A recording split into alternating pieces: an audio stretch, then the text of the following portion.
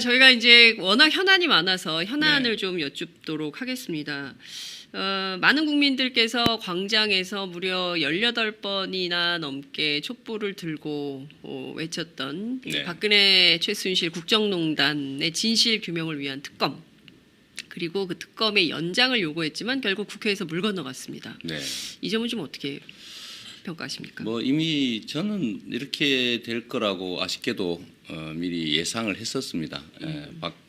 박근혜 게이트의 그야말로 공범임이 명백한, 그리고 원래 박근혜와 함께 탄핵되든지 또는 사퇴했어야 될 황교안 대행이 자기에게 이 특검의 칼날이 올 게 분명한데 마지막 단계에서는 그걸 연장 승인할 거라고 생각하는 사람들은 아마 거의 없었을 겁니다. 결국 거기에 대비해서 국회에서 특검 연장안을 뭐 법안을 만들든지 했어야 되는데 네. 결국은 그것도 직권상정도 뭐 저는 안 했다고 보는 사람인데요. 네. 결국 민주당의 노력도 많이 부족했던 것 같고 결국 국민들의 뜻과는 다르게 대통령에 대한 조사가 사실상 중단돼 버린 거죠. 검찰로 이 사건 수사가 넘어가면 뭐 지금까지 해왔던 대로 특별한 변화를 보기는 아마 어려울 겁니다. 근데 지금까지 오늘 아침 보도 내용을 종합해 보면 사실 미진했던 영역이 박근혜 대통령에 대한 대면 조사, 그리고 또 우병우 전 민정수석에 대한 수사 부분이고요. 그리고 살아있는 현재 검찰 권력 내부에 대한 조사를 해야 되는데 그게 가능하겠냐라는 걱정들을 하고 있는 겁니다. 특히 이제 우병우 전 수석의 경우에는 본인 사건 때문인지는 알 수 없지만 검찰 고위 관계자하고 무려 1000번이 넘는 네. 통화를 한 것으로 확인이 됐습니다. 이 수사 제대로 될 수 있겠습니까? 불가능하다고 봐야죠. 불가능하다. 이게 지금 수사해야 될 게 지금 말씀하신 거 말고도 네. 이번 박근혜 최순실 게이트의 핵심은 정경유착, 그렇습니다. 부패한 정치 권력과 그다음에 이 횡포한 재벌 권력들이 그 이익을 나누다가 그야말로 도둑잔치를 하다 걸린 거 아닙니까? 그러다 보니까 이 도둑 중에서도 제일 큰 도둑인 삼성의 이재용을 겨우 국민들 압력으로 어쩔 수 없이 구속하는 단계까지 왔는데 실제로는 나머지 다른 재벌들에 대한 조사는 전혀 하지 못했죠. 맞습니다. 거기 하면 또 하나의 큰 벌집이 될 텐데 네. 거기를 전혀 손대지 못했고 말씀하신 것처럼 그야말로 지금까지 이렇게 되도록 자신들의 본분 역할을 그야말로 버리다시피 했던 검찰에 대한 수사는 네. 이제 다시 검찰 자신의 손으로 넘어갔으니까 거의 기대하기 어렵다고 봐야 될 겁니다. 결국 정권 교체를 통해서 또 네. 정권도 그냥 정권 교체가 아니라 제대로 이 나라 이 세상을 좀 바꾸려는 정권 교체가 되지 않으면 영원히 역사 속에 묻힐 가능성이 많죠. 이때까지 그랬던 것처럼. 지금까지 그랬던 것처럼 영원히 영구미제 사건으로 네.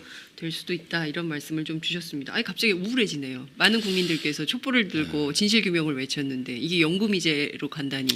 지금까지 대한민국은 그랬죠. 우리는 보통 탄핵 뭐 이런 것도 상식에 입각해서 보면 당연히 될 거라고 생각하지만 군사 쿠데타 전혀 네. 상식적이지 않았고 광주 학살 전혀 네. 상식적이지 않았고 네. 또 6.29 선언으로 네. 저들이 다시 집권하는 것, 뭐 그것도 전혀 상식적으로 납득할 수 없는 일이었지만 실제로는 벌어졌습니다. 네. 지금도 마찬가지죠. 지금도 마지막 단계지만 저는 최종 결론이 어떻게 될지 저는 확신할 수 없어요, 사실은. 어떻게 됐으면 좋겠다는 믿음은 같지만 과연 국민의 뜻대로 법과 상식대로 될지 의문이고 그게 결국은 국민의 뜻을 제대로 반영하지 못하는 그야말로 정치 세력들 언제나 자기 이익을 위해서 국민을 동원하고 국민을 이용하는 그런 정치 세력들 때문에 네. 결국 그 부패 기득권자들은 다시 또 되돌아오게 될 가능성이 높다는 겁니다. 어떤 형식을 띠든. 네. 저는 그래서 이번 특검 연장이 거부된 네. 그런 현장을 보면서 네. 정말 촛불을 들고 그 비 오는 날 또는 눈 맞으면서 그 정말 처절하게 싸우던 그 가족들 이런 사람들 보면 정말 눈물 납니다. 자, 최종 단계 마지막이 어떻게 될지 자신할 수 없다, 이런 말씀 좀 주셨어요. 그러니까 네. 지금 많은 국민들께서 걱정하고 있는 대목이 지난 3.1절에 굉장히 극명하게 갈린 네. 모습 때문에 그런 건데요. 이를테면 그 해방 전국에서 그리고 대한민국의 독립운동가들이 들었던 그 태극기를 들고 네. 박근혜 대통령의 호위무사를 자처하는 분들이 이제 그 태극기를 네. 이용을 하고 있는 것이죠. 그러면서 이제 일종의 백색 테러가 네. 우려되는 이런 상황까지 가고 있는 것입니다. 그래서 지금의 이 상황이 계속 가면 판이 다시 되치기 당할 가능성이 큰 상황. 이렇게 보는 분들도 계세요. 그러니까 헌재가 굉장히 중요한데 헌재 결정이 어떻게 내려질지 이것도 주목해서 보아야 되는 포인트입니다. 저는 이 정치란 국민을 대신해서 국민의 뜻을 집행하는 과정인데 네, 이 정치인들 특히 국민이 믿고 의지해야 될 정치인들이 오히려 국민들을 불안하게 하는 것이 제일 큰 문제가 아닌가 싶습니다. 무슨 말씀이냐면 이 나라는 민주주의 그야말로 국가여서 국민이 나라의 주인이고 국민의 뜻에 어긋나는 행위에 대해서는 그 책임을 물어야 되는 것이 정상인데 네, 오히려 네, 국민의 뜻에 어긋나는 국가기관의 결정이 있더라도 그냥 따라야 된다. 승복하자. 네, 라고 지금 주장하는 사람들이 있고 또 거기에 상당수가 동조하고 있습니다. 아니 국가기관이 국민의 뜻에 승복을 해야지. 네, 국민의 뜻에 어긋나는 나라의 주인인 국민의 뜻에 어긋나는 결정을 하는 머슴 대리인이 있으면 혼이 나야지. 네, 머슴이 결정했으니까 주인이 따라라. 따라야 된다. 네. 라고 주장하는 것 자체가 언어도 아니고 또 한 가지는 이게 주로는 여권 보수 세력들로부터 나오는 주장인데 네, 잘못된 결정을 하면 즉 국민 주권 원리에 어긋나는 그런 결정이 나면 같이 국민의 뜻을 받들어서 싸워야 되는 게 정치인의 그야말로 숙명이라고 할 수 있는데 네, 국가기관의 결정이 따르자 국민의 뜻에 어긋나더라도 그건 받아들여야 된다. 이게 촛불을 배신하는 얘기 아닙니까? 그러니까 이건 결국은 헌법재판소든 소위 그 뒤를 넘어서서 이 나라의 기득권자들로 하여금 그래 국가기관이 결정하면 따라야지. 네, 그럼 따르겠네. 라고 하면 결국은 그야말로 국민들의 뜻을 존중하지 않고 자신들의 이익을 위해서 권력을 행사하라고 네. 방임해 주는 것과 마찬가지 아닙니까? 그래서 싸우겠다고 해야죠. 원래 네. 국민의 뜻에 어긋나는 거라면 민주주의를 지키고 네, 민주공화국의 가치를 지키기 위해서 같이 국민의 손을 잡고 싸우겠다라고 예. 해야 되는데 예, 이게 전혀 반대 방향으로 가고 있습니다. 예. 그래서 저는 이게 혹시 예, 기각될 경우를 대비한 사전 정지 작업이라는 느낌을 자꾸 지우기가 어려운 거죠. 헌법재판소에서 결정을 기각할 가능성이 높다고 보시는 겁니까? 높지는 않지만 네. 현실적으로 가능하다고 보는 거죠. 어떤 측면에서 기각이 가능하다고 아니, 이게 판단하고 계십니까? 법리적으로나 상식적으로나 현실적으로나 당연히 인용해야 될 사안인데 네, 자꾸 기각되더라도 승복하자라고 계속 주장한다는 겁니다.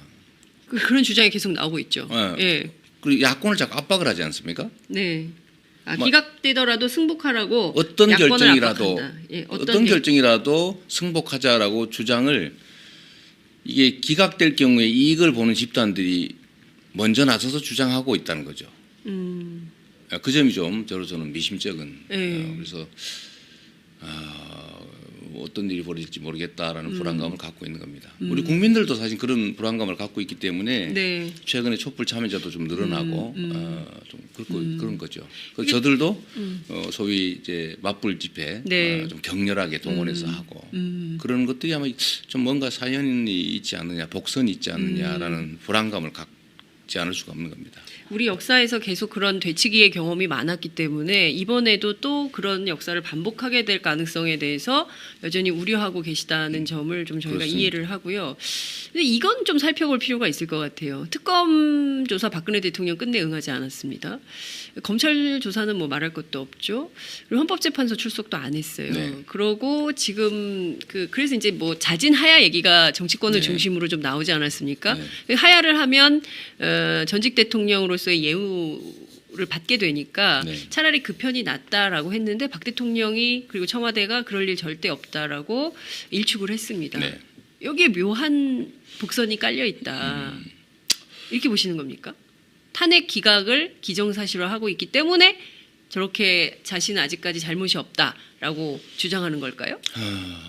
뭐 사실 저도 이제 재판을 참여했던 변호사이기도 하니까 네. 이 재판의 결론을 내놓고는 양쪽이 다 불안한 건 사실입니다. 어찌 될지 알 수 없는 거고 네. 운명을 누군가가 예. 칼자루를 들고 있어서 그들이 결정하니까 뭐 이기는 쪽이든 지는 쪽이든 다 불안한 게 마찬가지인데 네. 그럼에도 불구하고 제가 생각할 때는 총을 들고 사람을 수백 명씩 죽여가면서까지도 권력을 탐하던 사람들입니다. 국가 질서를 완전히 뒤엎고 목숨 걸고 쿠데타를 하던 사람들이 바로 그들인데 국민들이 원하니까 쉽게 이렇게 물러서겠느냐. 이걸 이 사태를 너무 쉽게 생각하고 있는 경향이 있는 것 같은 거죠. 제가 볼 때는. 야권의 정치인들이. 야권의 정치인들이. 예. 다 끝났다고 생각하는 것 같아요. 근데 그야말로 끝날 때까지 끝난 게 아닙니다. 이 모든 정황들을 보면 100%는 없는 건데 네. 자꾸 저들에게 여지를 만들어 주고 있는 거고 그런 여지를 만들려고 하는 저들의 요구에 자꾸 끌려가고 있는 상황을 제가 보고 불안해지는 겁니다. 지금 중요한 것은 광장에 여전히 사람들이 모이고 있고 이런 시민들이 버티고 있음에도 불구하고 야권이 자꾸 기득권자들의 논리에 끌려가고 있고 네. 뭐 정세균 국회의장을 비롯한 야권 뭐 그 정당의 원내대표들이 헌법재판소에서 어떤 결론이 나더라도 승복하자 네. 이런 주장을 하는 것을 이해할 수 없다 이런 말씀이신 그렇습니다. 거죠. 그게 사전 정지 작업이고 거기에 좀 놀아난다면 심하지만 끌려가고 있는 것 같다는 거죠. 네. 네. 근데 법률가시잖아요. 네. 지금 이런 상황을 헌법재판소가 어떻게 결론을 내릴 거라고 보세요? 상식적으로. 통합진보당 해산은 예측했었습니까? 통합진보당 해산은 예측했었냐? 통합진보당을 뭐 여기에 비춰서 얘기하는 건 좀 그렇지만 네. 재판이란 예상 못한 경우가 상당히 있습니다. 나름의 논리들은 다 있는 거고 네. 재판을 해보면 원고 측 얘기만 들어보면 원고 말이 다 맞고요. 네. 또 피고 측 얘기 들어보면 피고 측 얘기 다 맞습니다. 두 개를 다 균형 있게 다 보고 판단해야 되는데 네. 그 결론은 결국 사람이 내는 거죠. 기계나 그야말로 인공지능이 내는 게 아니고 사람이 내는 것이고 사람은 자기 생각이 있죠. 네. 자, 우선 특검 수사 결과 발표가 임박해 있습니다. 내주 월요일 오후 2시에 박영수 특검이 직접 이번 사건 90일간의 총 기록을 수사 결과를 발표를 하는데 김진태 의원은 특검 수사 결과 발표하지 말라 그러고 그리고 보수 우익 단체들이 전부 어떻게 알았는지 이정미 소장 권한대행 그리고 또 박영수 특검 자택 앞에서 시위를 하고 있고 이런 상황입니다. 우선 특검 수사 결과 발표가 헌법재판소의 결과에 영향을 미칠까요? 그 점은 좀 어떻게 보십니까? 아무래도 특검이 지금까지 드러나지 않은 새로운 사실들, 네. 또 이 박근혜 최순실 게이트에 대한 실체적 진실들을 조각이나마 부분이나마 공개를 하면 이제 국민들의 공분이 커질 테고 탄핵을 반대하는 측의 입지가 축소되겠죠. 아무래도 범죄 행위를 수사를 했는데 이 범죄 행위의 진상이 조금은 더 국민들한테 노출될 테니까 아무래도 탄핵 결정을 하는데 인용하는 쪽에 아마 영향이 있을 거라고 생각이 됩니다. 네. 탄핵 인용에 상당히 영향이 있을 수 있다 이런 말씀을 네. 좀 주셨습니다. 정세균 국회의장은 왜 직권상정을 안 했다고 보십니까? 아까 못한 게 아니라 안 한 거다 이런 말씀 주셨어요. 형식 논리로 보면 네. 이제 국회법상 국가 뭐 비상사태 네. 뭐 이런 엄격한 요건이 있어야 이제 직권상정을 할 수 있게 돼 있죠. 네, 형식적으로. 형식적으로 보면 그 말이 맞습니다, 사실은. 예. 이분이 뭐 저도 한때 모셨던 분이기도 하고 뭐 지금도 존경하는 분이신데 그야말로 형식적 법치주의 거기에 충실한 걸로 보여지긴 해요. 그런데 저는 그걸 좀 넘어섰으면 하는 거죠. 예를 들면 대통령이 물러나느냐 마느냐 지금 백척간도에 서 있는 상황, 네. 또 국민들이 편을 나누어서 현장에서 충돌 일보 직전에 지금 와 있고, 예. 또 대한민국 운명이 걸려 있는 이런 상황을 예. 사실 국가 비상사태, 예. 긴급 사태라고 보는 게 맞다는 거죠, 저는. 예. 그런데 긴급 사태가 아니라고 보시는 것 같아요. 긴급사태 아니라고. 아니다. 그러니까 뭐 누가 죽는 것도 아니고 뭐 이런 생각을 하시는 것 같은데 좀 역사의 눈으로 좀 거시적으로 길게 멀리 보면 네. 지금처럼 중요한 역사의 분기점이 언제 있겠습니까? 좀 그런 점에서 아쉬운 거죠. 네. 직권 상정하려면 할 수는 있는 거지 않습니까? 네. 논란이 벌어지긴 하겠지만 네. 결국 국민들 압도적 다수가 원하는 상황이고 또 그게 상식에 부합하고 네. 그렇다면 하는 게 맞는 거죠. 법이라고 하는 게 형식적인 문구라고 하는 게 그 자체 절대 진리가 아니고 네. 결국 국민들을 위해서 또 민주주의, 국민 주권의 원리를 관철하기 위한 수단으로 있는 것이기 때문에 거기에 부합하도록 해석하는 게 맞는 겁니다.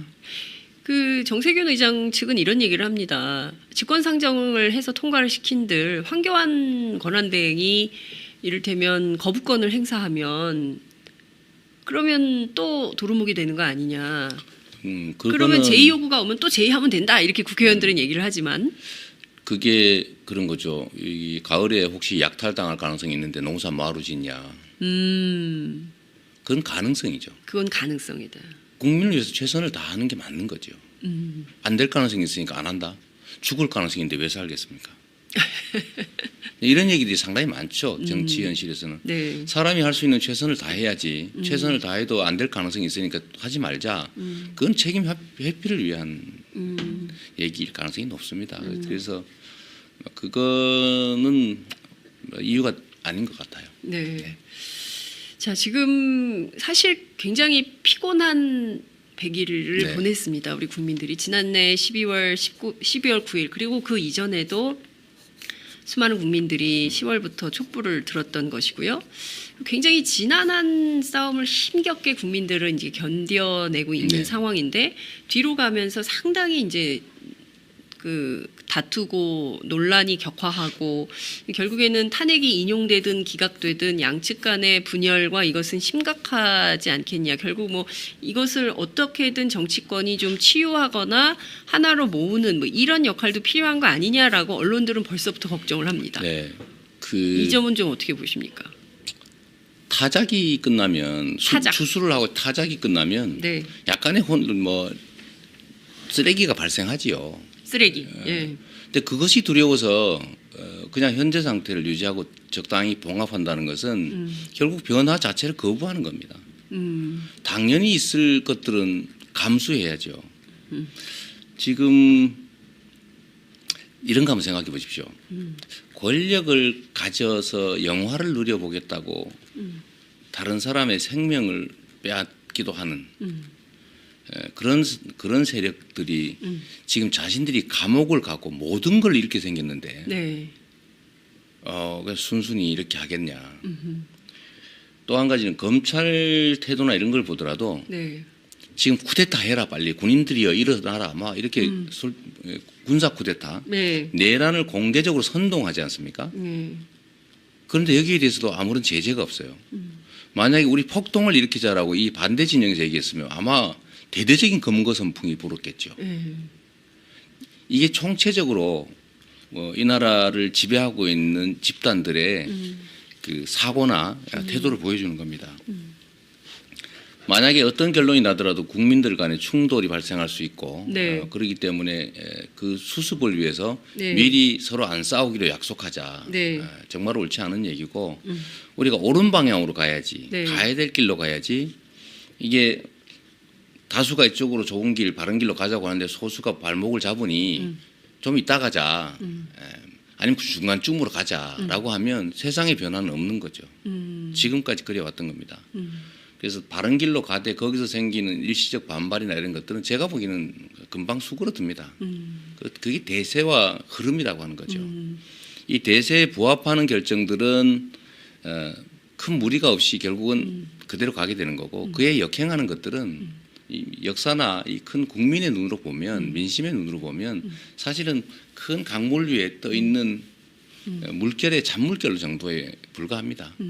근데 정치인들은 가끔씩은 그 위쪽을 보고 착각을 하죠. 그 바닥의 큰 흐름 자체는 그냥 무시하고 싶기도 하고 물 위에 뜬 자기의 이익에 부합하는 방향으로 자꾸 끌어가고 싶어 하는 거죠. 그러다 보니까 지금 이 혼선들도 우리 정치 지도자들이 진정으로 국민의 뜻을 존중해서 네. 한 마음 한 뜻으로 국민이 가고자 하는 네. 그리고 바른 길로 제대로 갔더라면 여기까지 오지도 않았을 것 같아요. 근데 계속 우리 저 세력들도 통합해야 될 세력이니 손을 잡고 함께 가자. 뭐 이러기도 하고 네. 또 한편은 저 퇴로 열어주자. 혹시 달려들면 어떡하느냐. 네. 불쌍하지 않냐. 어떻게 대통령직이나 한 사람들을 감옥에 보내냐. 그건 제가 보기엔 자기 이익을 위한 얘기 같아요. 내가 나중에 사고를 치더라도 네. 나도 이렇게 용서받고 싶다. 그럼 그 생각의 내면이 드러난 게 아닐까 하는 생각이 드는 겁니다. 네.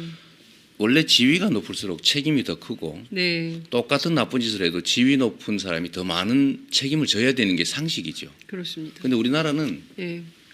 이 부패와 불공정이 하도 오랫동안 계속되다 보니까 네. 지위가 높던 사람은 처벌하지 말아야 되는 것이라고 착각을 해요. 네. 그게 기득권자의 논리 아닙니까? 지배자들의 논리죠. 네. 나는 국민과 다르다. 네. 지위가 지위가 높았으니까 특별한 혜택을 봐야 되고 네. 죄를 지어도 덜 처벌받아야 되고 감옥을 가더라도 빨리 나와야 된다. 또 가지 말아야 된다. 서민들은 집 앞에서 잡아다가 안방에서부터 수갑을 채우고 끌고 가더라도 대통령이니까 품위 있게 우아하게 해줘야 된다. 저는 반대로 가야 된다고 보는 거죠. 네. 통합이라고 하는 것도 그냥 우리가 입장 다르고 시끄러울 수 있고 하니까 그냥 가능하면 조용히 될 수 있도록 많이 양보하고 다 데려가자라고 하는 게 보통은 통합론인데 네. 통합이란 책임을 질 사람들한테 명확하게 그 책임을 규명하고 책임을 지고 그 다음에 사과와 반성의 전제 위에서 함께 가야 되는 거죠. 네. 근데 잘못했다고 인정도 안 하고 네. 책임도 지지 않은 사람들하고 같이 가야 되니까 다 용서하고 덮고 그냥 없는 걸로 치고 넘어가자. 그러면 다른 사람들로 하여금 저렇게 해서 권력을 가지면 다 저렇게 그냥 적당히 넘어갈 수 있구나 하는 확신을 주지 않습니까? 그렇죠. 끊임없이 반복되죠. 지금까지 그래 왔는데 이번에는 반드시 단절해야 됩니다. 반드시 단죄해야 네, 된다. 단절해야 됩니다. 단절, 단죄, 적폐, 청산 네. 이런 게 필요하다 말씀 네, 네. 주셨습니다. 자, 대연정을 둘러싸고 문재인 전 대표와 안희정 충남지사가 그야말로 제2의 격돌을 펼치고 있습니다. 앞서 이제 말씀 조금 주시긴 하셨는데요. 이를테면 그 자유한국당 그리고 그 통합을 위해서 다시 한번 또 세력 규합이 필요하다. 그리고 큰 세력을 만들어야 개혁도 가능한 거다. 이런 주장을 안희정 지사는 합니다. 어떻게 생각하십니까? 제가 그게 왜 참 웃으십니까? 아니 우리가 가야 될 길이 있습니다. 예를 들면 공정하고 그야말로 자유롭고 평등한 나라. 근데 그 공정하고 평등하고 자유로운 나라로 가는 길을 막고 거꾸로 가던 사람들이 있어요. 네. 소위 적폐 세력이죠. 네. 구체제, 구질서를 만들어서 불공정한 시스템을 통해서 부당한 이익을 얻고 그걸 통해서 다수의 많은 사람들로부터 희망을 뺏어버린 사람들. 이 사람들이 가던 길 말고 우리가 반대 방향의 길을 가야 되는데 네. 거꾸로 가고 있는 사람하고 손잡고 같이 가자 그러면 갈 수가 있습니까? 예를 들면 우리가 네. 동쪽으로 진격을 해야 되는데 네. 계속 그걸 막고 서쪽으로 밀어붙이던 사람들이 밀려왔어요. 네. 이 서쪽으로 가려던 사람들하고 손잡고 많이 뭉치면 네. 어느 쪽으로 갑니까? 그 사람들이 갑자기 다시. 마음을 싹 돌려먹고 동쪽으로 같이 가주겠답니까? 그렇게 잠깐 약속은 할 수 있겠죠. 세력에 눌려서. 근데 진짜로 그렇게 갑니까? 그래서 청산되어야 될 세력들과 손을 잡고 함께 청산하겠다? 네. 논리 모순이죠. 논리 묻습니다.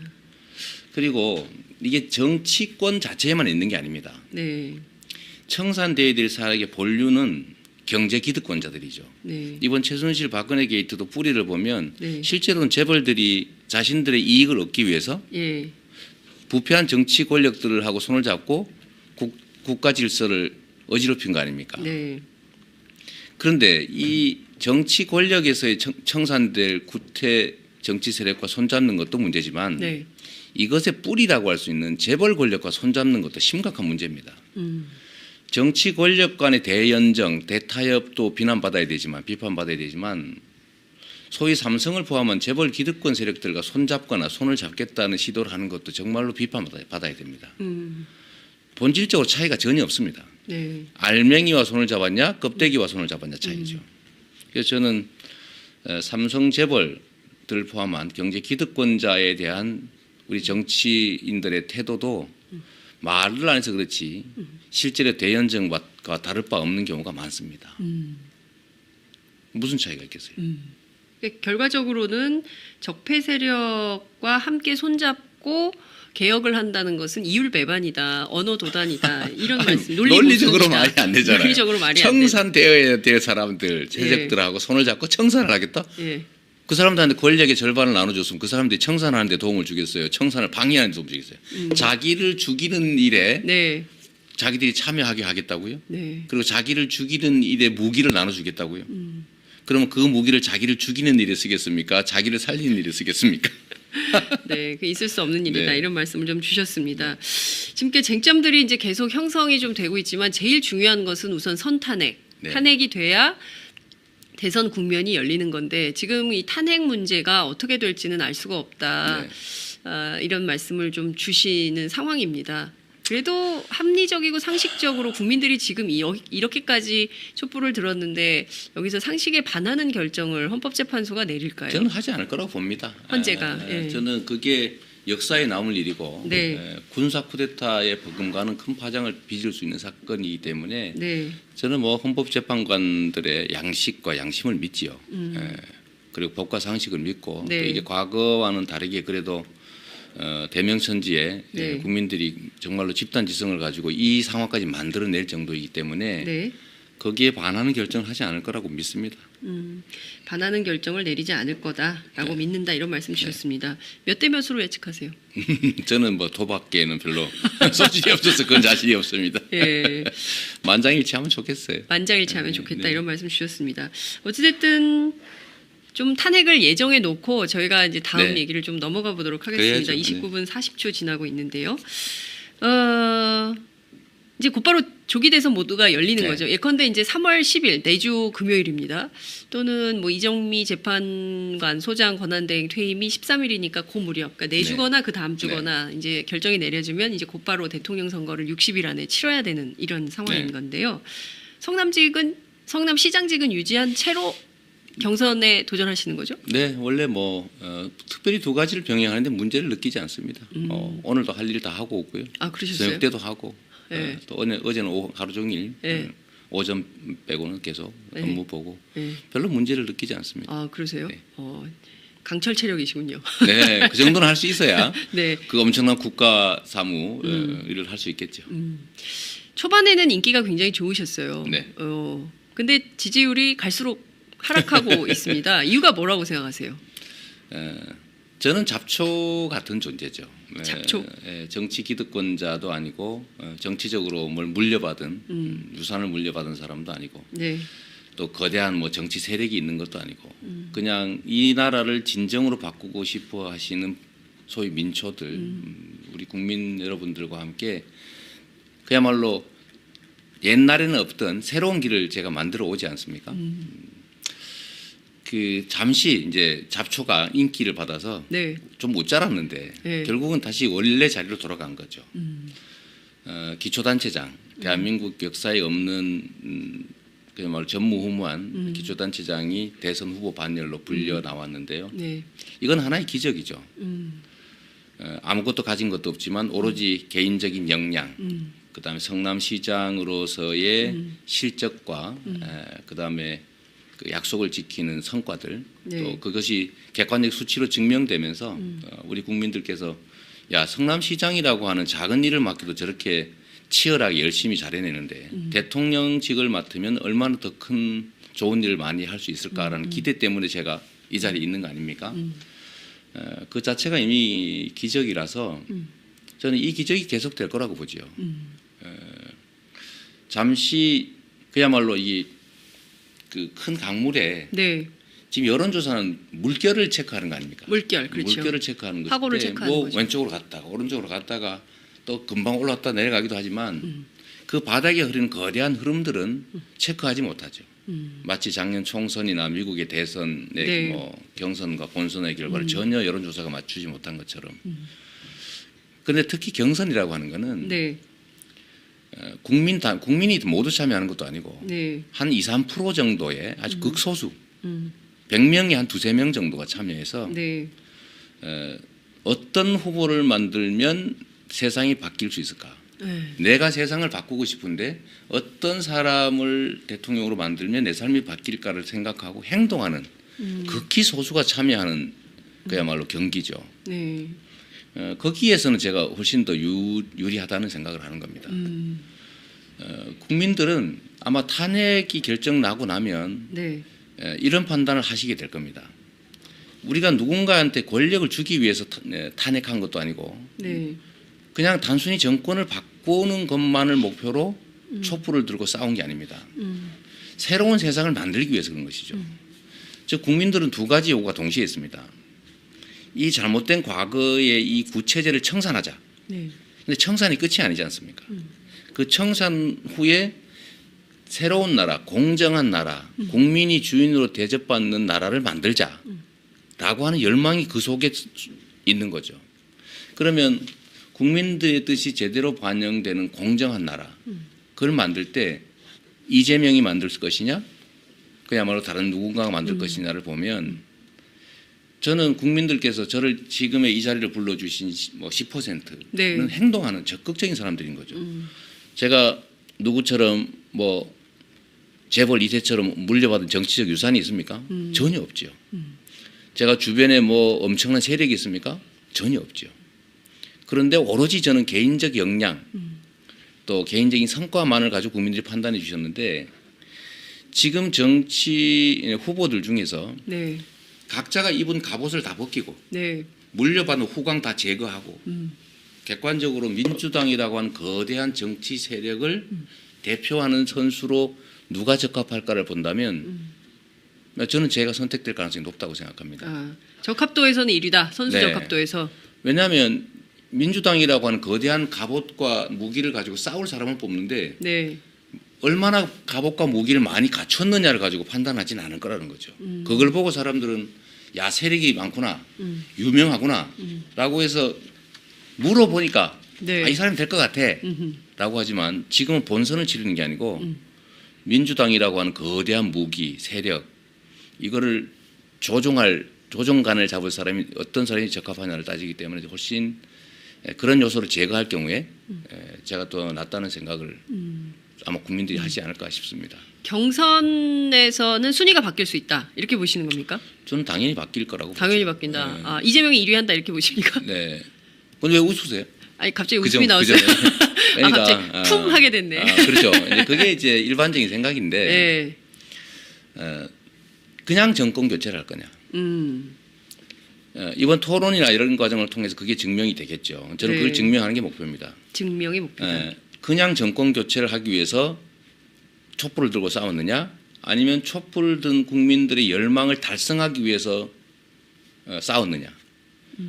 그 점에서 본다면 저는 첫째로 청산돼야 될 세력과 손을 잡겠다는 사람들을 특히 변화를 바라는 국민들은 선택하지 않을 거라고 봅니다.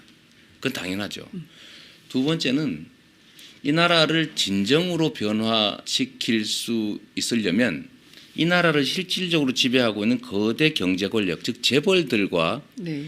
관계를 단절하고 그 재벌들의 기득권 체제에 저항해서 그 기득권을 깰 수 있는 용기와 실천력을 가진 후보라야만이 그가 대통령이 됐을 때 그 기득권을 제압할 수가 있습니다.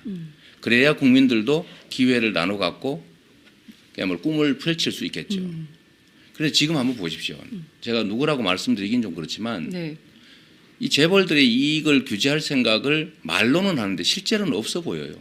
재벌 규제를. 재벌 규제. 예. 실질적인 기득권의 그야말로 기득권을 해체하는 것. 네. 주변 사람들을 한번 봐도 알 수 있고 네. 또 재벌들에 대한 기본적인 태도를 봐도 알 수 있고 결국 재벌들에게 정치 권력이 놀아나는 그런 권력을 만들 거냐. 재벌들로부터 독립돼서 재벌과 싸워서라도 새로운 나라를 만들 의지와 용기가 있느냐라는 측면에서는 저는 확연히 구별된다고 봐요. 그게 결국 이번 경선 과정에서 네. 선택의 주요한 기준이 될 거라고 봅니다. 자, 재벌 개혁 말씀 주셨으니까 재벌과 관련해서 제가 몇 가지 좀 여쭙고 넘어가도록 하겠습니다. 경총이요. 초봉 4천만 원 넘는 네. 기업의 경우에는 대기업은 임금을 낮추라고 권고해서 파문이 네. 일고 있습니다. 이를테면 워낙 중소기업, 대기업과 중소기업 간의 임금 격차가 심각하니까 이 임금 격차를 좀 해소해보는 방안을 찾자라고 했더니 대기업의 임금 초봉을 깎아가지고 중소기업하고 일종의 하향 평준화를 해라라는 얘기가 내려와서 지금 많은 네티즌들이 이게 말이 되느냐, 중소기업의 임금을 올려서 상향 평준화를 시켜야지 어떻게 하향 평준화를 시키냐, 이런 비판이 있습니다. 이런 경총의 입장은 네. 좀 어떻게 보십니까? 아까 제가 말씀을 좀 못 드린 게 있어서 네. 이번 야권의 경선에 있어서 네. 민주당 경선에 있어서는 또 하나의 중요한 쟁점이 아마 야권 연합 정권을 만들 수 있느냐 없느냐일 겁니다. 야권 연합 정권. 네. 네. 지금 민주당이 집권 혼자 싸워서 이길 수 있다고 보는 경우도 있긴 하지만 네. 그러나 이길 가능성을 높이기 위해서는 반드시 야권이 연대를 해야 되고 여권과 연대하는 게 아니고 여권 연대가 아니라 야권 야권 연대를 연대를 해야 해야 되는 된다. 거죠. 예. 야권 연대를 해야 되는데 야권 연대를 실질적으로 해낼 수 있는 사람이 누구일까? 라고 보면 여권하고 연대하겠다는 쪽이 야권 연대를 할 수는 없겠죠. 예, 그 방향이 기본적으로 다르니까. 두 번째는 여러 가지 이때까지 쌓인 역사 경험이나 네. 이런 것들 때문에 이재명을 빼고는 소위 정의당이나 국민의당 후보와 손을 잡고 연합 정권을 만들어서 제대로 된 국정 계획을 할 수 있는 사람은 없을 것이다라는 점들이 아마 이번 네. 경선에도 또 하나의 중요한 그 선택의 기준이 될 겁니다. 하나 더 말씀드리면 미국이 겪은 좀 예상 밖의 결과 있지 않습니까? 네.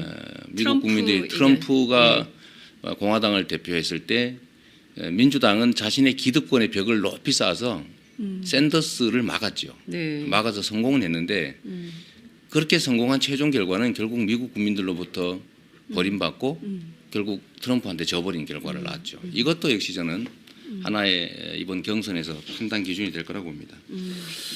지금 말씀하신 아니, 제가 4천만 잠깐만 원 그거 이하. 넘어가기 네, 전에 네. 잠깐만 좀 여쭙겠습니다.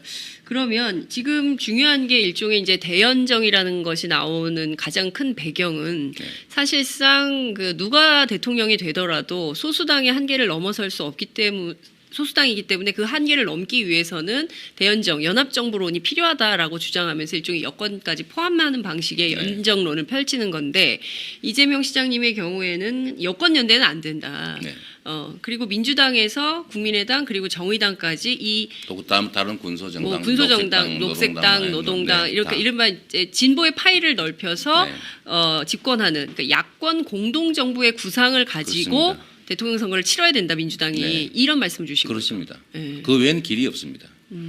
그런데 여권까지 포함해서 연합 정권을 만들어야 된다. 이것은 정치를 포기하는 행위입니다. 여권 연합 정부는 그 정치를, 정치를 부인하는 행위죠. 예. 정치라고 하는 게 국민들의 뜻을 대리로 집행하는 것인데 네. 그 자신이 대표하려고 하는 민주당 세력들을 부인하는 세력까지 손을 잡아버리면 정치가 아니라 네. 잡탕이죠. 그것은 정치가 아니라 잡탕이다. 예, 그거는 정치적 상대와 협상과 네. 타협을 통해서 예. 조정해 나가는 거야. 그건 정치의 기본인 거고 예. 그것 자체를 어렵다고 해가지고 아예 그냥 권력을 나눠서 나눠버리자. 그 결국은 청산돼야 될 세력들한테 청산할 무기를 주면 청산을 거부하는 거를 지원하는 꼴밖에 안 되죠. 알겠습니다. 그건 정치를 부인하는 행위입니다. 예, 그건 정치를 부인하는 행위다. 잡탕이다. 정치가 아니라 잡탕이다. 이런 말씀 주신 걸로 정리하도록 하고 이제 슬로건이 정해지신 거네요. 네. 야권 연합 정부의 네. 비전, 그렇습니다. 야권 연합 정부론으로 네. 이번 민주당 경선을 좀 뛰겠다. 네, 이렇게 정치적으로는 그렇습니다. 예, 네. 말씀을 좀 주신 걸로 이해하겠습니다. 네. 그 경총 말씀 좀 해주세요. 4천만 원. 우리나라가 지금 노동소득 분배율 즉 가계소득이 지나치게 줄고 네. 기업소득이 너무 많이 늘어나서 지금 사내유보금을 무슨 국민총생산의 절반에 해당되는 770조를 30대 재벌이 가지고 있지 않습니까? 네. 돈이 돌지를 않는 거죠. 가계소득, 즉 노동자의 몫이 지금 국민 총소득 중에 80% 선에서 지금 60% 초반까지 떨어졌는데 네. 결국 구매력이 사라져가지고 네. 돈을 쓸 사람이 없으니까 예. 기업이 투자할 데가 없어지고 결국 예. 경기 침체가 왔습니다. 구매력을 늘리기 위해서라도 네. 경제가 정상적으로 돌아가기 위해서라도 노동자의 몫을 파이를 노동자 총 몫을 키워야 되는데 네. 이거 줄이자는 얘기거든요. 하향 평준화해서. 그러니까 말씀하신 것처럼 노동소득 분배율을 지금 60% 초반에서 70%까지는 올려야 된다. 네. 라고 하는 게 대체적인 경제학자들의 의견인데 네. 그러려면 노동자들의 몫이 늘어나는 방향으로 상향 평준화를 해 나가야 되는 거죠. 네. 노동자들을 보호하고 예. 노동 조건을 강화하고 네. 노동자들의 장시간 노동을 규제하고 노동자들의 힘을 키워서 즉 노동조합을 지원해서 네. 노동의 몫이 늘어나게 해야지. 세상에 이렇게 하면 언발의 오줌 누기로 당장은 좋을지 모르지만 점점 국민들의 구매력은 떨어지고 이거를 지금은 가계대출로 잠깐 때우다 그것도 한계에 도달했는데 줄어들면 줄어드는 만큼 기업 활동의 영역이 줄어듭니다. 그렇죠. 그러면 자기들도 죽습니다. 이 경총이라고 하는 데가 네. 저는 이렇게 수준 낮은 집단들인지 이해가 안 됩니다. 오히려 이런 데는 공정한 경쟁이 가능한 네. 그야말로 풀밭을 키워야 네. 토끼도 많아지고 토끼가 많아져야 호랑이도 잡아먹을 토끼가 있어 네. 살 거 아닙니까? 네. 근데 지금 풀밭이 사라지고 있는데 지금 토끼가 지금 줄어들고 있습니다. 네. 그런데 거기다가 풀밭을 더 줄이려고 하면 토끼를 또 더 많이 잡아가 쌓아놓으면 네. 나중에는 자기들이 굶어 죽습니다. 이 경제의 기본 원리인데 네. 이 기본 원리를 부인하는 이런 발언을 하는 게 저는 정말로 이해가 안 됩니다. 정말로 경제를 살리자는 건지 네. 어쩌면 이럴 수도 있죠. 임시적으로 경총이니까 네. 당장 자기들의 이익이 되면 네. 뭐 미래에 뭐 망하든지 말든지 상관이 없다. 또 그건 나의 관심사가 아니다. 이러는지는 혹시 모르겠어요. 네. 박병원 경총 회장이 이런 얘기를 했습니다. 최근에 당분간은 네. 경제에 도움되는 정치를 기대하기가 어렵다. 그러니까 이를테면 야권의 정치인들이 굉장히 승승장구하는 것에 대한 비판적 기조로 말씀을 하신 걸로 네. 보여지는데요.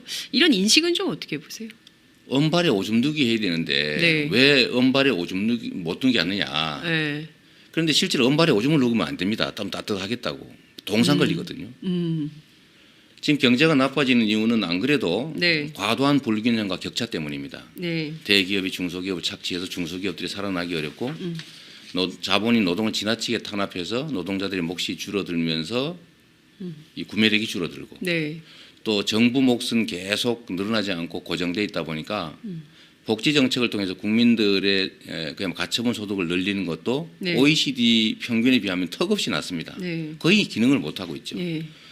그래서 결국은 그 기업 활동의 기본이라고 할 수 있는 예. 이 소비자들이 사라지고 있는데 네. 가게가 사라지고 있는데 여기다 대고 계속 가게를 죽이는 정책을 계속하겠다고 하면 네. 원래 정부는 우리 경제 전체가 살아날 수 있게 하기 위해서 이 기업 측의 과도한 욕심을 네. 억제시키고 과도한 축제 그러니까 이 돌지 않는 사내 유보금이 지나치게 과다하게 축적되지 않도록 막고 그걸 통해서 구매력을 늘려서 기업 활동이 정상적으로 가게 투자가 가능하도록 만드는 게 정부 역할인데 네. 이러면 단기적으로는 당장은 기업들한테 약간의 부담이 됩니다만 길게 멀리 보면 훨씬 더 건강한 경제 생태계가 만들어지고 훨씬 이익이죠. 네. 그래서 언발에 오줌을 누고 자꾸 춥다고 네. 언발에 오줌 누고 이러는 것들을 하지 말아라. 그건 건강에 나쁘다. 결국 발이 썩는다. 지금 당장은 따뜻한지 몰라도 그건 네. 옳지 않다라고 하는 거를 가지고 이걸 가지고 왜 못하게 하느냐. 우리 따뜻하고 싶다 지금 당장. 네. 네. 정말 이런 유치한 생각을 하고 있는 겁니다. 중장기적인 비전이나 발전 계획 없이 이 당장 일종의 이제 당장만 재벌 이익이 대기업에게만 이익이 되는 그런 네. 발언을 하는 것이다. 이렇게 이해를 하시는 걸로 정리를 하겠습니다. 저만이 아니고 이게 IMF라고 하는 네. 소위 신자유주의 천병 역할을 하는 국제통화기금이 네.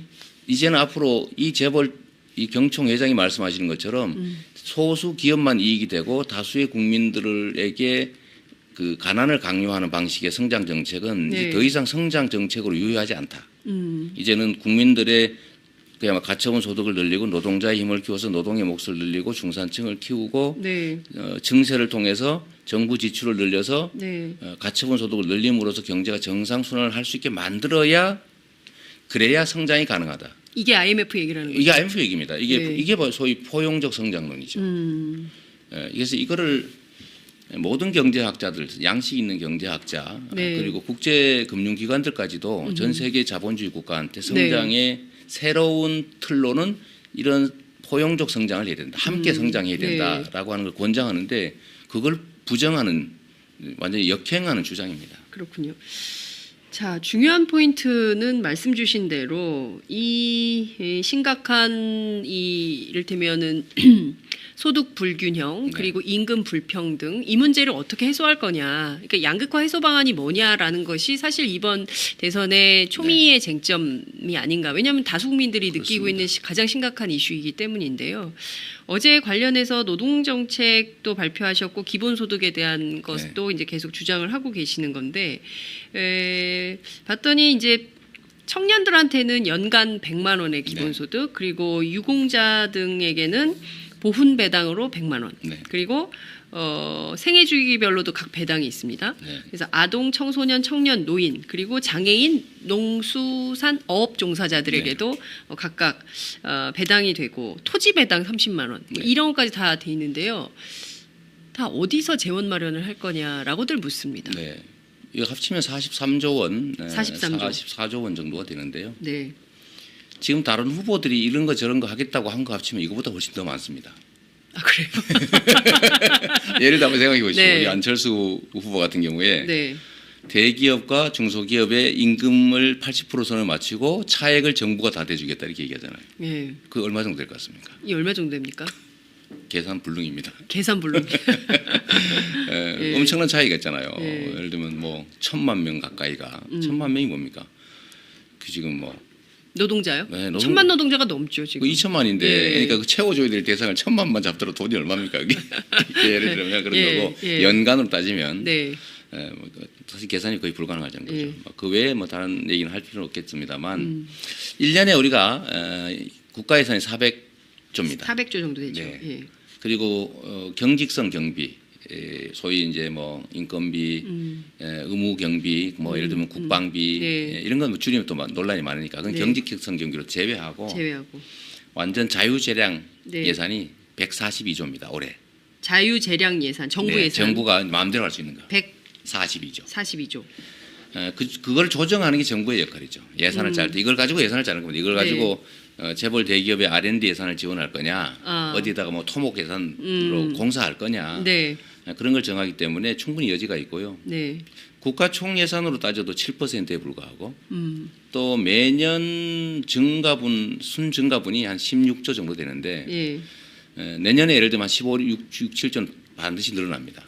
그리고 거기에 기존 예산이 한 3% 정도면 네. 마련할 수 있는 거죠.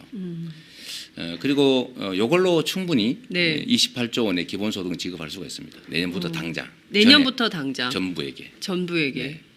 성남시도 하는데 나라가 못할 리가 없지 않습니까? 가능합니까? 가능하죠. 성남 결심하면 된다. 결심하면 됩니다. 나머지 이제 2차로 할 네. 국토 보유세를 통한 전 국민 30만 원은 국회 입법을 통과해야 되니까 그리 호락호락하진 않을 겁니다. 네. 그 외에 저희가 다른 복지 정책들을 할 예산들은 네. 일단 법인세 500억 이상 440개 기업에 대해서만 500억 이상에 대해서 8% 증세로 15조. 500억 이상 8% 증세. 네. 이거 정부가 결심하면 되는 겁니까? 국회 비준 이거는 필요 국회에 없습니까? 입법을 해야죠. 국회 입법해야 네. 되죠. 예. 작년 연말에도 예산 관련해서는 올리려다 말았죠. 네. 그 다음에 이제 지금 실효세율을 올리는 방법으로 한 네. 5조 원 정도. 예. 그 정도 하고 그다음 과표 조정을 통해서 좀 마련할 수 있겠습니다. 과표 조정. 네, 예. 네. 철저하게 이제 세금을 제대로 징수하는 거죠. 네. 막 빠지는 게 많으니까. 원래 성남에서는 세금 예를 들어 털 저희가 불법 세금을 막 불법 가택수색도 하고 탈세 조사도 하고 성남에서 철저히 별거 하고, 다 했었죠. 예, 예. 부산에도 같이 잡기도 하고 출국 금지도 지키고 한 150명 뽑아 전수조사 시키고 그래서 1년에 100명 10원씩 더 걷었어요. 아, 예. 정부는 더 쉽죠. 예. 하여튼 그렇게 할 수 있는 거 하나 하고 정부는 더 쉽다 하실 때 왜 이렇게 웃으세요? 굉장히 행복해 보이세요. 성남도 있는데 그 탈세하는 사람들한테 그 세금 걷는 것에 대한 상당히 일종의 쾌감이 있습니다. 네. 정상으로 돌아갈 때 정상으로 돌아갈 때 쾌감. 마치 옛날에 이를 잡을 때처럼.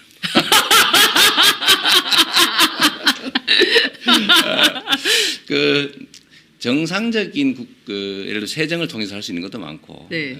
그 다음에 슈퍼리치 10억 이상 버는 사람들에 대해서 10억 이상에 대해서만 뭐 한 10% 증세하면 한 2조 네. 몇천억 정도 증세할 수 있습니다. 근데 그 정도만 해도 한 20몇 조 되니까요. 네. 다른 복지 정책 할 수 있고 네. 분명히 말씀드리면 네. 기본소득은 증세 없이 현재 예산을 조정해서 지금 내년 당장 집행할 수 있습니다. 자, 안희정 충남지사의 네. 경우에는 기본소득은 정말 그 서구의 그 1,000명 이하의 도시국가 같은 작은 나라에서나 실험해 볼 수 있는 아주 급진적인 복지 정책인 걸로 이해를 하고 계신 것 같습니다. 그래서 그리고 이런 공짜 밥을 우리 국민은 원하지 않는다. 네. 예, 그리고 충분히 좋은 일자리를 많이 만들어서 청년들이 일하게 해야지 왜 기본소득을 주느냐. 제가 이제 안희정 지사 입장에서 질문을 네. 좀 드립니다. 지금까지 정부가 일자리를 만든다고 그야말로 청년 일자리에만 2조 천억, 네. 전체적으로 뭐 10몇 조씩 계속 쓰는데 네. 일자리가 생깁니까? 안 생겼어요. 왜 안 됐을까요? 정부의 일자리 정책이라고 하는 게 사실은 그야말로 단기적인 응급 처방, 예? 그걸로 기업들을 사실 지원했습니다. 청년을 2년 동안 고용하면 돈을 얼마 더 대준다. 이러니까 저임금이 고착화되고 2년 되면 다 잘라버리지 않습니까? 이건 청년 정책이 아니라 사실 청년 죽이는 정책이었죠. 네. 왜냐하면 정책의 기본이 약자인 다수를 실질적으로 지원하는 정책이 아니라 그걸 명분으로 언제나 소수의 강자한테 이익되는 정책을 해왔습니다. 지금 기본소득을 단순히 나눠주는 네. 복지 정책이라고 생각하는 것 자체가 사실 문제가 있어요. 무슨 말이냐면 지금 국민들의 가처분 소득이 적어서 유효 수요가 없어지고 그것 때문에 경기 침체가 오고 경제 순환이 지금 네. 속도가 떨어져서 침체가 온 건데 내수 경기 침체가 아주 네, 심각하죠. 그게 핵심이죠. 앞으로 예. 점점 더 심해질 예. 텐데 예. 그때 수요를 창출하는 것 자체가 경기 침체를 좀 벗어나는 중요한 도구가 됩니다. 네. 일본이 헬리콥터 머니도 뿌린 일이 있습니다. 하도 돈이 안 돌아서. 강제로 돌기 위해서. 예. 그런데 저희가 28조 원 또는 43조 원을 그냥 주는 것도 아니고 반드시 한번 시장에서 쓸 수밖에 없는 지역화폐로 지역화폐. 지급하면 예를 들면 전국에 43조 원이 지역화폐로 풀려서 네. 부산 같은 경우는 3조, 전남 같은 경우는 전남에만 1조 6천억. 이게 매년 해당 지역의 자영업자와 골목상권, 네. 재래시장이 강제로 쓰여진다고 생각해 보십시오. 네. 그래서 경제가 살아나죠. 이건 경제 성장 정책입니다. 경제 성장 정책입니다. 네. 그래서 이거를 단순히 나눠줘서 땅속으로 스며들듯이 사라져버리는 아까운 돈이다, 낭비다라고 생각하는 것 자체에 문제가 있습니다. 정부 예산을 그러면 삼성전자에 40조를 줬다. 기술 개발 네. 실제로 몇 조씩 주고 있거든요. 그렇죠. R&D. 그러면 그게 경제에 쓰여지겠습니까? 그냥 사내 일부금으로 또 쌓일 뿐이죠. 그런데 이걸 국민들한테 40조를 줬다. 그럼 100% 쓰여집니다. 어떤 게 경제 성장에 도움이 되겠습니까? 경제 활성화에 획기적으로 도움이 되는 정책인 거죠. 네. 그럼 기존 복지 정책은 왜 놔두냐? 기존 복지 정책은 전달 비용이 너무 많이 듭니다. 똑같이 쓰더라도 최종 수요자인 국민에게 직접 전달되는 금액이 많으면 많을수록 경제 활성화에 훨씬 도움이 되죠. 네. 중간에서 세는 것보다는. 예. 그래서 이거는 기본소득에 대한 기본적인 이해를 좀 키우면 아마 이런 말씀을 좀 하지 않으실 것 같아요. 네. 이를테면 성남에서 한번 실험을 했었잖아요. 네. 성과가 저희가 있었습니까? 그렇습니다. 지금 성남시는 200억 정도. 네. 청년 배당, 그다음에 생활임금 성남시 시간당 8천을 주고 있으니까 네. 생활임금하고 뭐 최저임금의 차액, 네. 그다음에 산후조리비 그래서 한 200억 정도 되는데 네. 이 200억 정도를 지역에다가 지역화폐로 풀어서 반드시 쓰게 해놨더니 대형 유통점 이런 데 못 쓰게 하고요. 네. 했더니 골목 상권들의 매출이 늘어나서 재래시장에 빈 가게가 없어지고 있어요. 권리금이 오르고 있습니다. 매출이 한 20%씩 재래시장 오른다고 합니다. 그래요. 그런데 여기에 든 돈이 200억에 불과해서 겨우 1인당 2만 원에 불과해요.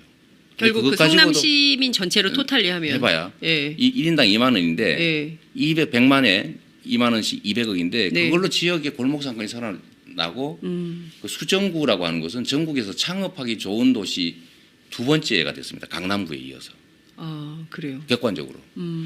그래서 이게 만약 전 국민에게 지금 네. 제 계획대로 하면 1인당 85만 원에 해당이 되는데 네. 약 42배 정도의 금액이 전국에 골고루 사용되면 전국의 지역 경제와 자영업자, 네. 골목 상권, 재래시장이 얼마나 크게 살아나겠습니까? 1인당 2만 원으로도 성남의 재래시장이 살아나고 있어요. 네. 1인당 85만 원을 전국에 골고루 네. 자영업자한테 쓰게 하면 자영업자가 살아납니다. 지역 경제가 살아납니다. 서울과 지방 간의 격차가 줄어듭니다. 왜냐하면 농어민 배당이나 노인 네. 배당 시골이 훨씬 많지 않습니까? 그러니까요. 네. 그리고 그 농어민들은 30에서 64세까지도 다 주더라고요. 그 대신에 배당이. 노인이면 또 노인으로 받게 되고 그 예, 이하면 예, 이하로 받게 되는 예. 전원이 다 받게 되는 거예요. 농촌은. 예, 예, 농촌은 전원이 받더라고요. 전원이 받게 되는 예. 거죠. 그러니까 이게 금액이 엄청납니다. 다섯 명이라고 하면 500만 원을 받게 되는 거죠. 그다음 30만 원을 추가로 받게 되면 450만 원을 받게 되는데 그 해외여행 450만 원을 매년 예. 해외여행은 못 가요. 해외여행 못 가요? 네, 왜냐하면 그런 용도는 못 쓰게 할 거예요. 못 쓰게 할 거예요. 네, 네. 예. 그 지역의 지역에서만. 재래시장 용도가 또는 정해- 용도를 일종의 제한하는 거죠. 지역 카페라 그러면 무슨 카드 이런 거 카드일 수도 있고 예. 상품권일 수도 있죠. 상품권. 전남사랑 상품권일 수도 있죠. 아, 그런 만들면 식으로. 되니까. 예. 그런 방식으로 해볼 수 있다라는 네. 말씀 보세요. 상식적으로. 통합진보당 해산은 예측했었습니까? 아, 통합진보당 해산은 예측했었냐? 통합진보당을 뭐 여기에 비춰서 얘기하는 건 좀 그렇지만 네. 재판이란 예상 못한 경우가 상당히 있습니다. 나름의 논리들은 다 있는 거고 네. 재판을 해보면 원고 측 얘기만 들어보면 원고 말이 다 맞고요. 네. 또 피고 측 얘기 들어보면 피고 측 얘기가 다 맞습니다. 두 개를 다 균형 있게 다 보고 판단해야 되는데 네. 그 결론은 결국 사람이 내는 거죠. 기계나 그야말로 인공지능이 내는 게 아니고 사람이 내는 것이고 사람은 자기 생각이 있죠. 네. 자, 우선 특검 수사 결과 발표가 임박해 있습니다. 내주 월요일 오후 2시에 박영수 특검이 직접 이번 사건 90일간의 총 기록을 수사 결과를 발표를 네. 하는데 김진태 의원은 특검 수사 결과 발표하지 말라 그러고 그리고 보수 우익 단체들이 전부 어떻게 알았는지 이정미 소장 권한대행 그리고 또 박영수 특검 자택 앞에서 시위를 하고 있고 네. 이런 상황입니다. 우선 특검 수사 결과 발표가 헌법재판소의 결과에 영향을 미칠까요? 그 점은 좀 어떻게 보십니까? 아무래도 특검이 지금까지 드러나지 않은 새로운 사실들, 네. 또 이 박근혜 최순실 게이트에 대한 실체적 진실들을 조각이나마 부분이나마 공개를 하면 이제 국민들의 공분이 커질 테고 탄핵을 반대하는 측의 입지가 축소되겠죠. 아무래도 범죄 행위를 수사를 했는데 이 범죄 행위의 진상이 조금은 더 국민들한테 네. 노출될 테니까 네. 아무래도 탄핵 결정을 하는데 네. 인용하는 쪽에 아마 영향이 있을 거라고 생각이 됩니다. 네. 네. 탄핵 인용에 상당히 영향이 있을 수 있다. 이런 말씀을 네. 좀 주셨습니다. 정세균 국회의장은 왜 직권상정을 안 했다고 보십니까? 아까 못한 게 아니라 안 한 거다 이런 말씀 주셨어요. 형식 논리로 보면 네. 이제 국회법상 국가 뭐 비상사태 네. 뭐 이런 엄격한 요건이 있어야 이제 직권상정을 할 수 있게 돼 있죠. 네. 형식적으로. 형식을 보면 예. 네, 그 말이 맞습니다, 사실은. 예. 네, 이분이 뭐 저도 한때 모셨던 분이기도 하고 네. 뭐 지금도 존경하는 분이신데 네. 그야말로 형식적 법치주의 예. 거기에 충실한 걸로 보여지긴 해요. 그런데 저는 그걸 좀 넘어섰으면 하는 거죠. 예를 들면 대통령이 물러나느냐 마느냐 지금 백척간도에 서 있는 상황 네. 또 국민들이 편을 나누어서 현장에서 충돌 일보 직전에 지금 와 있고 예. 또 대한민국 운명이 걸려 있는 이런 상황을 예. 사실 국가 비상사태, 예. 긴급 사태라고 보는 게 맞다는 저들도 소위 이제 맞불 집회 네. 좀 격렬하게 동원해서 하고 그런 것들이 아마 좀 뭔가 사연이 있지 않느냐, 복선이 있지 않느냐라는 불안감을 갖지 않을 수가 없는 겁니다. 우리 역사에서 계속 그런 되치기의 경험이 많았기 때문에 이번에도 또 그런 역사를 반복하게 될 가능성에 대해서 여전히 우려하고 계시다는 점을 좀 저희가 그렇습니다. 이해를 하고요. 근데 이건 좀 살펴볼 필요가 있을 것 같아요. 특검 조사 박근혜 대통령 끝내 응하지 않았습니다. 검찰 조사는 뭐 말할 것도 없죠.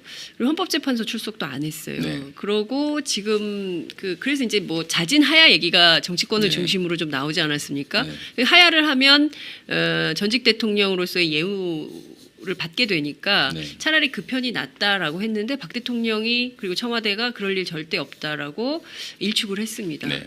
여기에 묘한 복선이 깔려 있다. 이렇게 보시는 겁니까? 탄핵 기각을 기정사실화하고 있기 때문에 저렇게 자신은 아직까지 잘못이 없다라고 주장하는 걸까요? 뭐 사실 저도 이제 재판을 참여했던 변호사이기도 하니까 네. 이 재판의 결론을 내놓고는 양쪽이 다 불안한 건 사실입니다. 어찌 될지 알 수 없는 거고 네. 운명을 누군가가 예. 칼자루를 들고 있어서 그들이 결정하니까 뭐 이기는 쪽이든 지는 쪽이든 다 불안한 게 마찬가지인데 네. 그럼에도 불구하고 제가 생각할 때는 총을 들고 사람을 수백 명씩 죽여가면서까지도 권력을 탐하던 사람들입니다. 국가 질서를 완전히 뒤엎고 목숨 걸고 쿠데타를 하던 사람들이 바로 그들인데 국민들이 원하니까 쉽게 이렇게 물러서겠느냐. 이걸 이 사태를 너무 쉽게 생각하고 있는 경향이 있는 것 같은 거죠. 제가 볼 때는. 야권의 정치인들이. 야권의 정치인들이. 예. 다 끝났다고 생각하는 것 같아요. 근데 그야말로 끝날 때까지 끝난 게 아닙니다. 이 모든 정황들을 보면 100%는 넘는 건데 네. 자꾸 저들에게 여지를 만들어 주고 있는 거고 그런 여지를 만들려고 하는 저들의 요구에 자꾸 끌려가고 있는 상황을 제가 보고 불안해지는 겁니다. 지금 중요한 것은 광장에 여전히 사람들이 모이고 있고 이런 시민들이 버티고 있음에도 불구하고 야권이 자꾸 기득권자들의 논리에 끌려가고 있고 네. 뭐 정세균 국회의장을 비롯한 야권 정당의 원내대표들이 헌법재판소에서 어떤 결론이 나더라도 승복하자 네. 이런 주장을 하는 것을 이해할 수 없다 이런 말씀이신 그렇습니다. 거죠? 그게 사전 정지 작업이고 거기에 좀 놀아난다면 심하지만 끌려가고 있는 것 같다는 거죠. 네. 근데 법률가시잖아요. 네. 지금 이런 상황을 헌법재판소가 어떻게 결론을 내릴 거라고. 저희가 이제 워낙 현안이 많아서 현안을 네. 좀 여쭙도록 하겠습니다. 많은 국민들께서 광장에서 무려 18번이나 넘게 촛불을 들고 외쳤던 네. 박근혜 최순실 국정농단의 진실 규명을 위한 특검 그리고 그 특검의 연장을 요구했지만 결국 국회에서 물 건너갔습니다. 네. 이 점은 좀 어떻게 평가하십니까? 뭐 이미 저는 이렇게 될 거라고 아쉽게도 미리 예상을 했었습니다. 박근혜 게이트의 그야말로 공범임이 명백한 그리고 원래 박근혜와 함께 탄핵되든지 또는 사퇴했어야 될 황교안 대행이 자기에게 이 특검의 칼날이 올 게 분명한데 마지막 단계에서는 그걸 연장 승인할 거라고 생각하는 사람들은 아마 거의 없었을 겁니다. 결국 거기에 대비해서 국회에서 특검 연장안을 법안을 만들든지 했어야 되는데 네. 결국은 그것도 직권상정도 저는 안 했다고 보는 사람인데요. 네. 결국 민주당의 노력도 많이 부족했던 것 같고 결국 국민들의 뜻과는 다르게 대통령에 대한 조사가 사실상 중단돼 버린 거죠. 검찰로 이 사건 수사가 넘어가면 지금까지 해왔던 대로 특별한 변화를 보기는 아마 어려울 겁니다. 근데 지금까지 오늘 아침 보도 내용을 종합해 보면 사실 미진했던 영역이 박근혜 대통령에 대한 대면 조사 그리고 또 우병우 전 민정수석에 대한 수사 부분이고요. 그리고 살아있는 현재 검찰 권력 내부에 대한 조사를 해야 되는데 그게 가능하겠냐라는 걱정들을 하고 있는 겁니다. 특히 이제 우병우 전 수석의 경우에는 본인 사건 때문인지는 알 수 없지만 검찰 고위 관계자하고 무려 1000번이 넘는 네. 통화를 한 것으로 확인이 됐습니다. 이 수사 제대로 될 수 있겠습니까? 불가능하다고 봐야죠. 불가능하다. 이게 지금 수사해야 될 게 지금 말씀하신 거 말고도 네. 이번 박근혜 최순실 게이트의 핵심은 정경유착, 그렇습니다. 부패한 정치 권력과 그다음에 이 횡포한 재벌 권력들이 그 이익을 나누다가 그야말로 도둑 잔치를 하다 걸린 거 아닙니까? 그러다 보니까 이 도둑 중에서도 제일 큰 도둑인 삼성의 이재용을 겨우 국민들 압력으로 어쩔 수 없이 구속하는 단계까지 왔는데 실제로는 나머지 다른 재벌들에 대한 조사는 전혀 하지 못했죠. 맞습니다. 거기 하면 또 하나의 큰 벌집이 될 텐데 네. 거기를 전혀 손대지 못했고 말씀하신 것처럼 그야말로 지금까지 이렇게 되도록 자신들의 본분 역할을 그야말로 버리다시피 했던 검찰에 대한 수사는 네. 이제 다시 검찰 자신의 손으로 넘어갔으니까 거의 기대하기 어렵다고 봐야 될 겁니다. 결국 정권 교체 이 나라의 주인이고 국민의 뜻에 어긋나는 행위에 대해서는 그 책임을 물어야 되는 것이 정상인데 네. 오히려 네. 국민의 뜻에 어긋나는 국가기관의 결정이 있더라도 그냥 따라야 된다. 승복하자. 네. 라고 지금 주장하는 사람들이 있고 또 거기에 상당수가 동조하고 있습니다. 아니 국가기관이 국민의 뜻에 승복을 해야지. 네. 국민의 뜻에 어긋나는 나라의 주인인 국민의 뜻에 어긋나는 결정을 하는 머슴 대리인이 있으면 혼이 나야지. 네. 머슴이 결정했으니까 주인이 따라라. 따라야 된다. 네. 라고 주장하는 것 자체가 언어도 아니고 또 한 가지는 이게 주로는 여권 보수 세력들로부터 나오는 주장인데 네. 잘못된 결정을 하면 즉 국민 주권 원리에 어긋나는 그런 결정이 나면 같이 국민의 뜻을 받들어서 싸워야 되는 게 정치인의 그야말로 숙명이라고 할 수 있는데 네. 국가기관의 결정이 따르자 국민의 뜻에 어긋나더라도 그건 받아들여야 된다. 이게 촛불을 배신하는 얘기 아닙니까? 그러니까 이건 결국은 헌법재판소 등 소위 그 뒤를 넘어서서 이 나라의 기득권자들로 하여금 그래 국가기관이 결정하면 따라야지. 네. 그럼 따르겠네.